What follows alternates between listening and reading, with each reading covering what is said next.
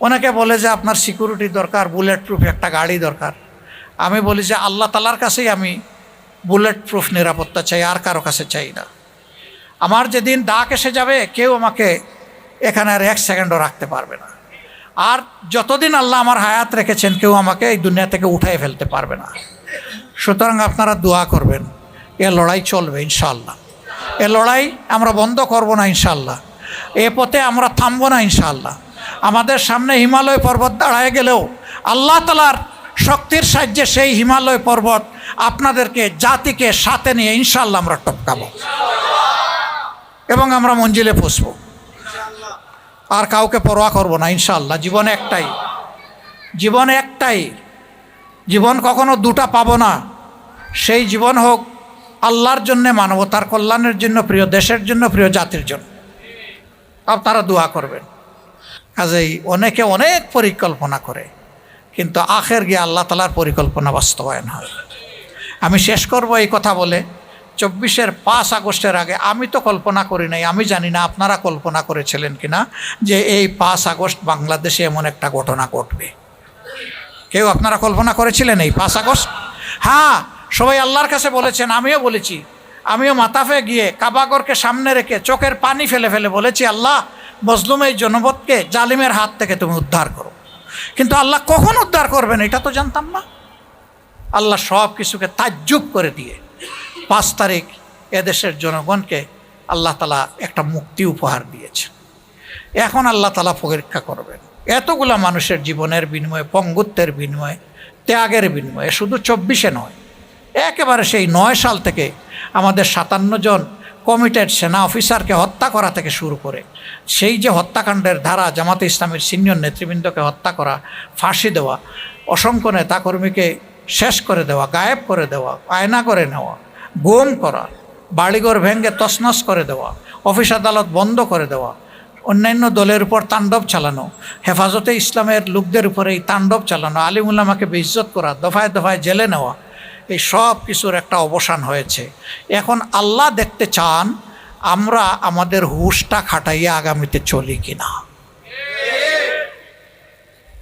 আমরা যদি একই পথে, কালো পথে, অন্ধকার গলিতে আমরা হাঁটতে থাকি, অন্ধকারে আমরা হারিয়ে যাব। আল্লাহ আমাদেরকে আলো দেখিয়েছেন, তার মেহেরবানিতে দুনিয়ার কোনো শক্তি আমাদেরকে এই বিপ্লবে সহযোগিতা করে নাই। স্বয়ং আসমান থেকে আল্লাহ তাআলার সাহায্য নেমে এসেছিল। যে আল্লাহ তাআলা এতটা মেহেরবানি করলেন, এখন আমাদেরকে সিদ্ধান্ত নিয়ে, সাহস করে, ভরসা করে সেই আল্লাহর দিকেই আগাতে হবে ইনশাআল্লাহ। অনেকে মনে করে যদি কোরআনের আইন চালু হয় তাইলে বোধহয় এক এক করে লক্ষ লক্ষ মানুষের হাত কাটা যাবে। না তো, সারা রাষ্ট্রে 2 জনের হাত কাটা গেলে সবার কান খাড়া হয়ে যাবে। তবে হ্যাঁ, হাতটা যেন কোনো গরিবের কাটা না হয় সেই দিকে খেয়াল রাখতে হবে। যার হাত কাটলে সারা দেশে খবর হবে তারই হাত কাটতে হবে। তবে আমরা এটা চাই না যে একটা মানুষের হাত কাটা যাক। আমরা চাই সবাই সৎ হয়ে যাক, অতীতের সমস্ত গুনাহখাতা ভুলের জন্য তওবা করে ভালো মানুষ হয়ে যাক। রাসূল আকরাম সাল্লাল্লাহু আলাইহি সাল্লাম মক্কা বিজয়ের সময় যখন ফিরে এসেছিলেন তখন আরবের লোকেরা কি পরিমাণ খারাপ ছিল এটা আপনারা জানেন। তারা নিজের ঔরসজাত মেয়েকে জীবিত কবর দিত অথবা হত্যা করে নিজেই ধাক্কা দিয়ে গর্তের মধ্যে ফেলে দিয়ে মাটি চাপা দিত। এরা ছিল এত নিকৃষ্ট। কাবাগরের চতুর্দিকে উলঙ্গ করে যুবতী মেয়েদেরকে তারা দৌড়াতো আর হাততালি দিয়ে এনজয় করত। এরা এত নিকৃষ্ট, আল্লাহর ঘরের সাথে এই অপমানজনক আচরণ করতো, এই বেয়াদবি করত। কিন্তু মক্কা বিজয় যখন হলো, আল্লাহ রসুল একটা সাদা উটের পিঠে বা কচ্ছড়ের পিঠে, তিনি জিজ্ঞেস করলেন, ও মক্কাবাসী, আজকে মুহাম্মদের কাছে তোমরা কি চাও? সর্দার বুদ্ধিমান আবু সুফিয়ান মাথা উঁচু করে দাঁড়ায় বললেন, আপনি আমাদের সম্মানিত ভাই, আপনি আমাদের স্নেহের বাতিজা, বলেই বসে গেলেন। কি চান এটার বললেন না। মুহাম্মদ রাসূলুল্লাহ সাল্লাল্লাহু আলাইহি সাল্লামের কাছে মেসেজ ক্লিয়ার হয়ে গেল। একজন ভাই তার ভাইয়ের কাছে যা চায়, একজন ভাতিজা তার চাচার কাছে যা চায়, আজকে মক্কাবাসী আমার কাছে তাই চায়। এই সময় আল্লাহর রসুলের মনে আসলো, এরা তো হজরতে সুমাইয়াকে খুন করেছে, এরা তো এইরকম আরও অনেক মানুষকে খুন করেছে, আমাকে খুনের সিদ্ধান্ত নিয়েছে, এখন এর জবাব কি হবে? তিনি আসমানের দিকে আল্লাহ তাআলার ফয়সালার জন্য তাকিয়ে থাকলেন। আল্লাহ তাআলার পক্ষ থেকে সিদ্ধান্ত আসলো, আল্লাহ রসুলের মুখ উজ্জ্বল হয়ে উঠল। তিনি সাহাবীদেরকে আওয়াজ দিয়ে বললেন, ও আমার মায়ার সাহাবীরা, আজকে মক্কার অলিতে গলিতে তোমরা ঢুকে পড়ো আর চিৎকার দিয়ে সবাইকে জানিয়ে দাও, আজকের এই মহান দিনে মহান আল্লাহর পক্ষ থেকে মক্কাবাসীকে ক্ষমা করা হয়েছে। তাদের জীবন, সম্পদ এবং ইজ্জত সম্পূর্ণ নিরাপদ। তবে ইল্লা আশারা, 10 জনের ব্যাপার আলাদা। যারা মানুষ খুন করেছে এদের মৃত্যুদণ্ড কার্যকর করা হবে। এরা যদি কাবাগরের ভিতরেও লুকিয়ে আশ্রয় নেয়, ওখান থেকে বের করে তাদেরকে আঙ্গিনায় এনে মৃত্যুদণ্ড তাদের উপর কার্যকর করা হবে। কাবার গিলাফের চাদরের ভিতরে যদি লুকিয়ে থাকে, ওখান থেকে টেনে বের করে তাদেরকে হত্যা করা হবে। এই 10 জনের নাম এক এক করে বলে দিলেন। যারা এরকম অপরাধী তারা আগেই টের পেয়ে গেছে। ব্যাকল 3 জন থেকে গেছে, ওদের উপর মৃত্যুদণ্ড কার্যকর হয়েছে। 7 জন বেঁচে গেছে। বেঁচে যাওয়ারা ম্যাক্সিমাম পালিয়ে গেছে। এর মাঝে একজন ছিল আমর ইবনে হিশাম, যাকে আমরা আবু জেহেল হিসাবে চিনি। তার ছেলে ইকরামা, সেও পালিয়ে গেছে, পরিবার ফেলে ইয়ামনে চলে গেছে। এই সাধারণ ক্ষমা ঘোষণার পরে প্রথমে পুরুষরা আল্লাহ রসুলের কাছে ঈমান গ্রহণ করেছেন, তারপরে মহিলারা আস্তে আস্তে এসে তারাও গ্রহণ করেছেন। যখন মহিলাদের শপথ গ্রহণ শেষ, তখন ইকরামার স্ত্রী তিনি আল্লাহ রসুলকে সামনে এসে সালাম দিয়ে বললেন, হে আল্লাহ রসুল, আমি একজন অসহায় মহিলা। আমার শ্বশুর মারা গিয়েছেন বদরের যুদ্ধে আপনাদের হাতে। আমার স্বামী একজন হত্যাকারী, খুনি। আপনি যে 10 জনের নাম ঘোষণা করেছেন এর মধ্যে আমার স্বামীর নাম আছে। আপনি চেয়ে দেখেন, আমার এই 3টা মেয়ে বাচ্চা, আমি একজন মহিলা, আমাদের পরিবারে আর কোনো পুরুষ লোক নাই। আমি কি আপনার কাছে একটু আরজ করতে পারি? আল্লাহ রসুল বললেন, মা তুমি আরজ করো, কি তোমার আরজ? মা ডাকলেন। সে বলল, হে আল্লাহ রসুল, আমি কি আমার স্বামীর নিরাপত্তা আপনার কাছে চাইতে পারি? এবারও আল্লাহ রসুল আসমানের দিকে তাকালেন। এরপরে খুশি মনে বললেন, তোমাকে মা হিসাবে সম্মান করা হলো, তোমার স্বামীকে তুমি এবং তোমার বাচ্চাদের জন্য নিরাপত্তা প্রদান করা হলো। ইকরামার স্ত্রী ইয়েমেনে গিয়েছেন।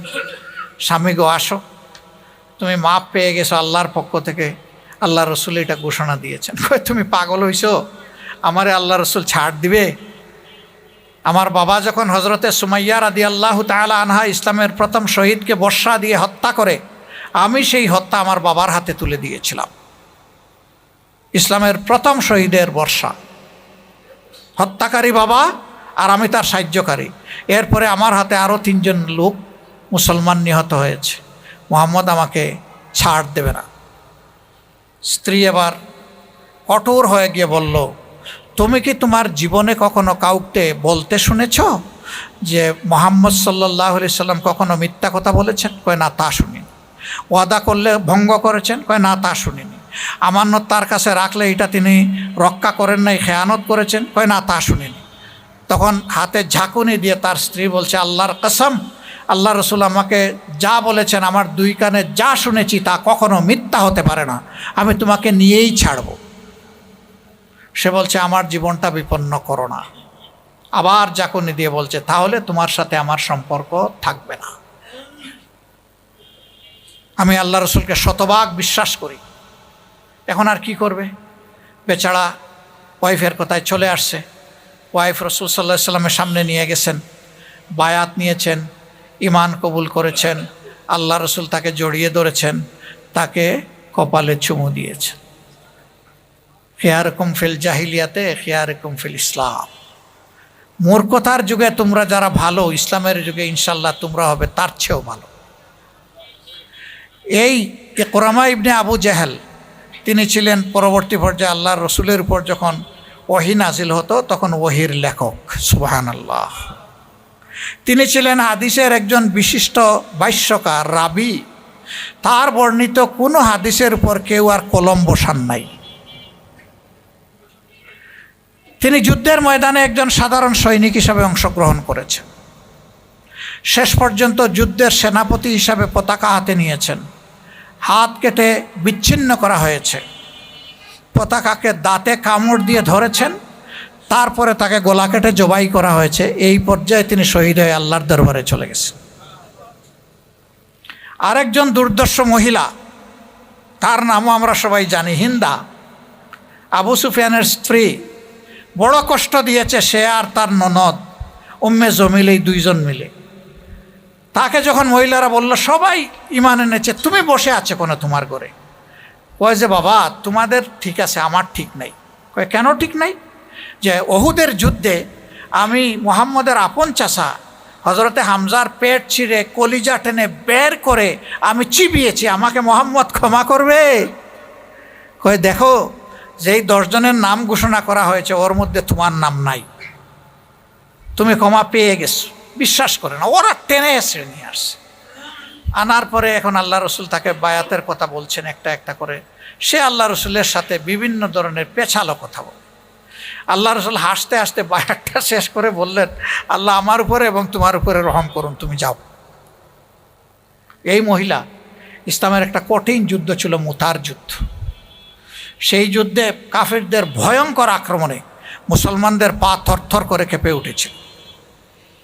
তারা হালকা একটু হেঁচকা দিয়ে পিছনের দিকে আসতে চেয়েছিলেন। এই মহিলা ওই যুদ্ধে ছিলেন একজন যোদ্ধা হিসাবে। ডানা মেলে চিৎকার দিয়ে বলল, অসম্ভব, যুদ্ধে মুসলমানদের জন্য হয় বিজয়, না হয় শাহাদাত, তৃতীয় কোনো পথ খোলা নাই, কাউকে আমি পিছনে যেতে দেব না। আল্লাহু আকবার। এরপরে সবাই সামনে দৌড়াইয়া তলোয়ার ঘুরাইয়া যখন আবার যুদ্ধ শুরু হলো, আলহামদুলিল্লাহ আল্লাহ তলোয়ারের তেজ বাড়াই দিলেন, বরকত দান করলেন। যুদ্ধে বিজয় নিয়ে তারা সন্তুষ্ট চিত্তে হাসি মুখে মদিনায় ফিরলেন। গিয়ে রসুল করিম সাল্লাল্লাহু আলাইহি সাল্লামকে এই ঘটনার বিবরণ দিলেন। তিনি বললেন, আলিমুল গায়েব এইভাবেই মানুষের ব্যাপারে পরিকল্পনা করে থাকেন। যুবক যারা আছেন একটু হাত তুলেন দেখি। কেন আপনি যুবক না? হাত তুলেন, সবাই যুবক। বৃদ্ধ, যে একটু হাত নামান। আলহামদুলিল্লাহ। বৃদ্ধ সেই ব্যক্তি কাজ দেখলে যে ভয় পায়, বৃদ্ধ সেই ব্যক্তি বাঘ এবং বিড়াল যারাই দেখে তারাই ভয় পায়। আর যুবক হচ্ছে সেই ব্যক্তি সিংহ বাঘ যাই আসুক সামনে, শুধু আল্লাহকে ভয় পায়, আর কাউকে ভয় পায় না। আমরা সেই আল্লাহর ভয়ের শক্তি অন্তরে ধারণ করে ইনশাআল্লাহ এই জাতিকে আমরা ঐক্যবদ্ধ রেখে সামনে এগিয়ে যাব। আমাদের কোনো বন্ধু সংগঠন বলেছেন তারা যদি নির্বাচনে বিজয়ী হন তাহলে জামাত ইসলামকে বাদ দিয়ে তারা সরকার গঠন করবেন এবং এটা হবে জাতীয় সরকার, ঐক্যের সরকার। আমরা আপনাদেরকে সাক্ষী রেখে আমরা আশাবাদ ব্যক্ত করছি, ইনশাআল্লাহ জনগণের ভালোবাসায় আল্লাহ তাআলার ইচ্ছায় আমরা যদি বিজয়ী হই, আমরা তাদেরকেও সাথে নিয়ে ইনশাআল্লাহ জাতীয় সরকার গঠন। মাত্র 3টা ছোট শর্ত, গতকাল 2টা বলেছিলাম, আজকে একটা যুগ হয়েছে। আজকে যারা আমাকে এই পরামর্শ দিয়েছে আমি এটা সঙ্গত মনে করে যোগ করেছি। আমাদের প্রথম শর্ত, যারা আমাদের সাথে আসবেন তাদেরকে ওয়াদা করতে হবে নিজে দুর্নীতি করবেন না এবং কোনো দুর্নীতিবাজকে প্রশ্রয় দেবেন না। এটা নাম্বার 1। নাম্বার 2, সমাজের সর্বক্ষেত্রে ন্যায় বিচার প্রতিষ্ঠা হবে, বিচার বিভাগ স্বাধীন হবে, কেউ বিচার বিভাগের উপর কোনো রাজনৈতিক হস্তক্ষেপ করতে পারবেন না। নাম্বার 3, জুলাইয়ের আকাঙ্ক্ষা অনুযায়ী যে সনদ ইতিমধ্যে তৈরি হয়েছে সেই সনদ বাস্তবায়নের সক্রিয় উদ্যোগ নিতে হবে, বিরোধিতা করতে পারবেন না। এই 3 শর্তে যারা রাজি হবেন তাদেরকে আমরা বুকে জড়িয়ে ধরে ইনশাআল্লাহ আগামী 5টা বছর অন্তত আমরা বিশ্বকে এই মেসেজ দিতে চাই, জাতি হিসাবে অপশাসনের বিরুদ্ধে, দুঃশাসনের বিরুদ্ধে, ফ্যাসিবাদের বিরুদ্ধে আমরা ঐক্যবদ্ধ। ডাক আমরা দিব, এ ডাক কবুল করার দায়িত্ব সংশ্লিষ্ট সংগঠনগুলোর। আমরা কাউকে জোরও করব না, আসতেও জোর করব না, না আসতেও জোর করব না। আমরা আশা করব যে সবাই এই ডাকে সাড়া দিবে দেশের স্বার্থে, জাতির স্বার্থে। আল্লাহ আমাদের সহায় হন। আপনারা দোয়া করবেন। এখন থেকে আর আপনারা নাই, যেহেতু দেশ গড়ার অঙ্গীকার আমরা সবাই করেছি, আর যেহেতু সবাই যুবক, ইনশাআল্লাহ এখন থেকে সবাই আমরা এবং আমরা হয়ে সামনে পথ চলবো ইনশাআল্লাহ। আল্লাহ তাআলা আমাদেরকে এই তৌফিক দান করুন। আসসালামু আলাইকুম ওয়া রাহমাতুল্লাহি ওয়া বারাকাতুহু।